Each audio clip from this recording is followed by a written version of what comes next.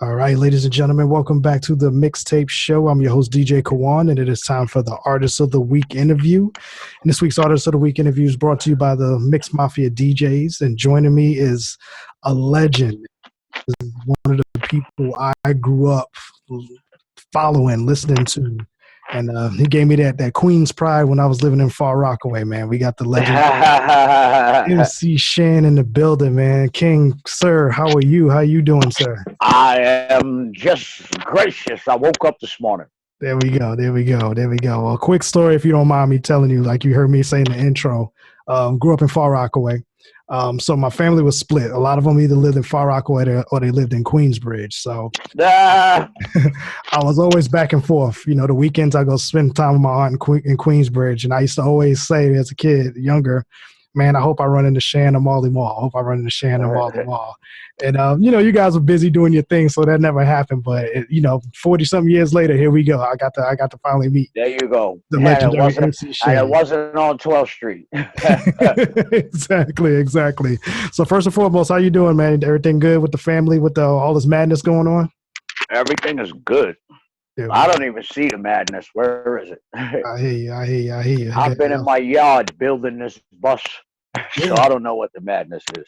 I was gonna talk about that. I was gonna say I noticed that on your social media you building party buses and stuff now. How'd you get into that? How'd that start? Because I wanted to make some money outside of hip hop. Yeah. The most important thing, right? Make money outside of this dirty industry. Yes, sir. Because right now this dirty industry ain't got no money for nobody. Or at least old school cats. Old school cats. We've depended on shows. You know what I'm saying? If Corona taught you one thing, get a second job. Yeah. Dude, let's talk about that real quick. With and I give shouts out to some of the other platforms out here who are really showing love to the legends who laid down the brickwork and everything like that. But, in your opinion, why is it that hip hop kind of treats the legends the way that they do? What is it that because happens? When you have to hold something up to say compared to, you don't want to hold what we did up to what they're doing now. They don't want that because they're going to see, wait, you're telling us this is diamonds? These are real diamonds that y'all are serving us now? So in order to keep their status, they can't point their finger and say, wow, look at what they did. I hear that. Yeah. And especially for you, man, you were like I said, man, one of the architects of this thing for me growing up. I came up in that era, and just the sound, that made me be proud to be from Queens, and you and Marley Mall doing your thing and all of that. As a legendary producer and MC, and you're right, man. Do you feel like that? You get the roses you're supposed to get it right around this time?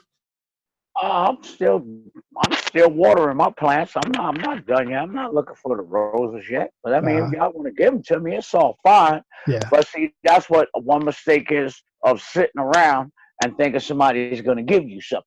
Yeah. Or somebody's going to tap you on the shoulder and say, oh, I remember you. Here's something for you. Nah, It doesn't work like that. You either keep striving and keep going, or forget the accolades. There ain't no money in accolades, and ain't no money in being called a legend. Believe me, I can tell you that.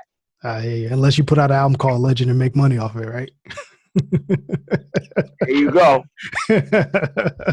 Other than that, ain't no money in it. I hear you. So outside of the side hustles and the side businesses, are you currently doing any new music right now or production with anybody? Nope. I quit hip hop. Okay. Because it's like what I'm beating my head on a wall. Like what I'm not getting paid the proper dues that I'm, Then they want you to sing your whole catalog. Okay, you're an old school cat. You ain't got no money. You've been sitting home. We've got $1,000 for you. Sing every album you ever made. No. It should never be that way. People selling their catalogs is like the new thing now. Hip-hop. I'm not selling it. I hear you. Now, that right there is another trick. Yeah. Because there's gold in them there mountains. Okay? And ownership is everything. Now, if you sell your catalog, there's a reason why they want to buy it. It's not because it's not worth any money. It's because you're broke right now and they find an opportunity to say, oh, you need some money? We can let you borrow off of your catalog and they give you a certain amount of money. And they put a little clause in there. You think you're going to get it returned back to you, and it don't. I've had them people call me on the phone plenty of times. Is this MC Shan? Are you willing to sell your catalog? No, and don't call my phone again. There you go. That's perfect, man. I love to hear that, man, because it saddens me now when I hear people selling, for pennies on the dollar. You know what I mean? When we hold it dear to our hearts and we see what it's really worth, and it sucks that somebody will sell a catalog for $100 million, but it's really worth billions of dollars in sales and stuff like that. Well, at this point, while I'm alive, I'll take $100 million now. I mean, it's $100 million. Hey, let's not talk too quick now. You want to give me $100 million? But like, oh, wait a minute. Yeah. Because with $100 million right now, what I can do with $100 million right now will surpass that catalog twice and 3 times. Give me the $100 million right now. Watch what I do with it. Oh, yeah, you have to have the catalog. Yeah, you'll have a whole fleet of buses then, boy. Boy, what? I'll be the new entertainment company of Atlanta. What do you mean? Yeah, I hear that, man. So, as far as what I'm saying, like I said, we're gonna go back to me being a child and observing from a different angle. When MC Shan was dropping those bullets of records, what was the best part about that for you coming up? What did you really enjoy as far as making that music? It was the whole experience because we didn't know that we were creating something. We were having fun at doing it on top of getting money. Oh, you mean I can get paid singing this right here? That's what I want to do. So it was just, the time and what we were doing. Nobody thought it was going to be like it is right now. And I'm getting an interview in 2021 type of stuff. That wasn't it. Yeah. And when did it hit you? When did it hit you that, oh shit, this is a business? You know what I mean? Where the music and the fun part was one thing, but after I got everything juked from me, and it's like, oh, this was a business. I wasn't supposed to be having fun. I was supposed to be looking after my catalogs. Now, with those lessons that you learned, you've obviously had to mentor somebody and pass that down, right? As far as I tell them every day on Instagram, don't do this, don't do that, don't do this. But see, I didn't sell everything. I wasn't jerked for everything. I also produced. And so money that I'm getting right now is from my producing. So it's like a good thing that I did the things that I did in the time that I did. Yeah.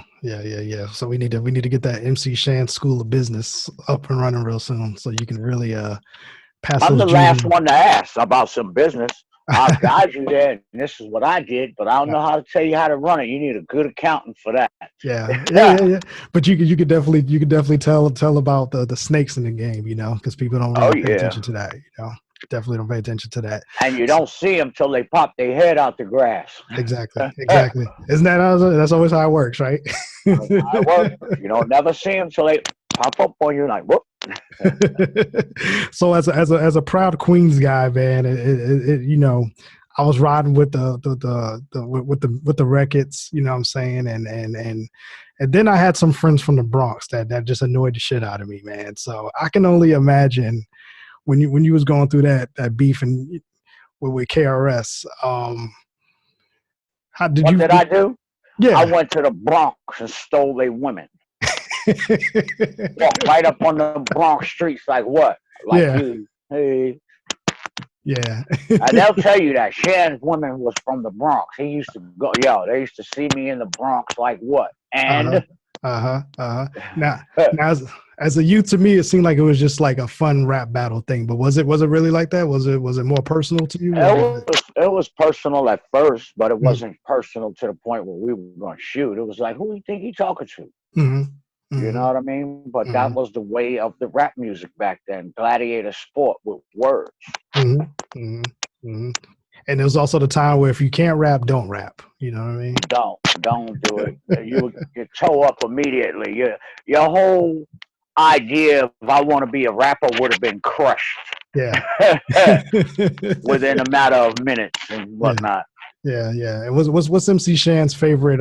What's the favorite track that you wrote and produced? In your opinion, what's the one you had the most fun with? They all have their own different. It's like children. You can't say I like one of my children better than the other one. You gotta like them all. I do sometimes. Each one stands for a different thing. Mm-hmm. Each moment was different. When I was writing it, there was a different meaning to while I was writing that. You know what I'm saying? And they all hold dear to me. Yeah. And one of my favorites too that came out was when you did the joint with Nas, when he did the QB album. 2001. 2001, and I was just so hyped to see that bridging of the gap, you know what I'm saying, period for me, where it was so dope. So thank you for that one, man. That one holds dear to me. No, you got to thank for that one. You got to thank Bodyguard for that one because I wasn't going to do that record. Oh, word. Okay. No, I was not. So what they did was they sent Bodyguard to my house, and Bodyguard actually physically kidnapped me, took me to the studio. Like, yo, you're going to do this record, Shan. Come on now. And then when I got there, Call Mega was really like the one that got my ear. Like, come on, Shan. I was dead seriously not doing it. Y'all ain't giving me no bread, man. But get out of here for, you know what I'm saying, for the good look. I don't care about the good look. I don't want to do it. Where the bread at? Yeah. And so it was like, oh, but it's monumental. It was monumental. But still, I still ain't made no money off that goddamn record.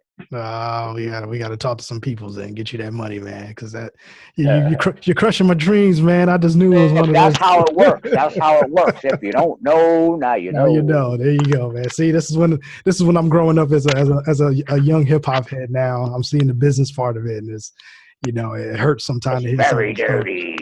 Very dirty. Dope, man. So so what else we got going on this year? I know you're working on the party buses and everything like that. I don't know. I'm taking it at time, piece by piece. Yeah. I'm not rushing anything. I'm not in any financial dyers that I have to hurry up and do something. I can actually slow down and meticulously move. Yeah. Are you enjoying that? I was fortunate during coronavirus not to be one of those that were gripped and can't do anything. Yeah, I bought this bus during Corona, bought everything in it during Corona, fixed it during Corona. So there was no pressure for me. I've been riding RVs all summer when the whole outbreak was out. I was out doing stuff with my kids. You know what I mean? So I didn't feel none of this outbreak. Yeah, and like you said, you was out in the open, so you really was enjoying the roads then because everybody else was in the house cooped up, scared.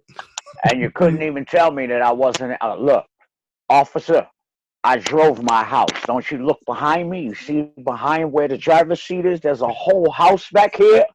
Thank you. I am quarantined. I wouldn't be quarantined. I would be if I wasn't talking to you. Exactly. How's that freedom feel to do that, man? Because a lot of us, we can't do that. How does it feel to kind of, like you said, get out on the open road and just? I can't tell you that. You got to experience it for yourself. Yeah. I couldn't. That's like people asking me, well, how does it feel to be on stage? I could describe it to you all day. You'll never understand it until you did it. Wow, it feels like this. I couldn't describe it. You couldn't describe it. I hear you, man. So I know, like I said, you're not making the music and you're retired, but I know you still got some rhymes. I know. Oh yeah, I got rhymes.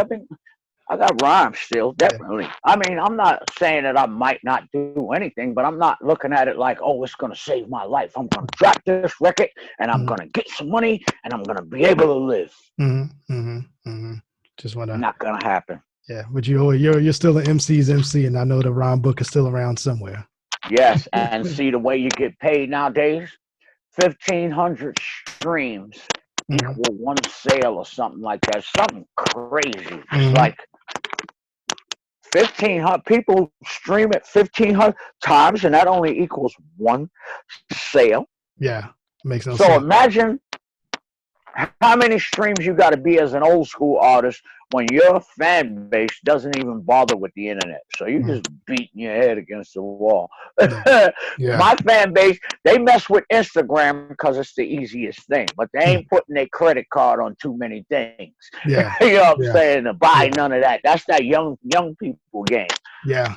Yeah, I always said it's a way that they starting to phase out the classic acts. You know what I mean? Because like you said, the it's like Major League Baseball. Their fan base is basically dying off because only old people watch it. You know what I mean? So they taking these new tactics and they kind of killing off the people of my generation who love physical, who still loves, you know, vinyl records, who still loves cassette tapes and stuff like that. So it's kind of, right. It's, you know, I like the physical. I like to look at the picture still, and I still like to read the production credits and all that kind of stuff. So that's old school. You used to go on the record store just to read the back of the credit. Who did that? Well, who did that? Definitely, man. Well, man, like I said, I don't want to hold you up too much, man. I just wanted to play catch up with you, and definitely, like I said, man, I as a fan of hip hop and as a fan of your music, man, I always held your music dear to my heart just because you made me proud to be from Queens. You know what I mean? And I appreciate you, brother. Appreciate you very much. And the door is always open, man. We've, like I said, maybe when you got something else you want to talk about, a new bus or something, man, definitely come on back and tell Angie at Mix Mafia to come on through. There you go. That's what's up. All right, That's what's up. All right, man. We got the legendary MC Shan in the building. I definitely appreciate your time, man. And like I said, I follow you on your social media, and I'm enjoying what I'm seeing, man. It's good to see you. So then you're gonna know what I'm gonna say next. It's your man Shizzle with a whistle. One time for your mind, two time for your soul. Ain't nothing standing between you and success but air and opportunity. Let's go get it. Let's go get it. Now I'm motivated, brother. Thank you. That's the way we motivate each other. All right, man. We'll be right back.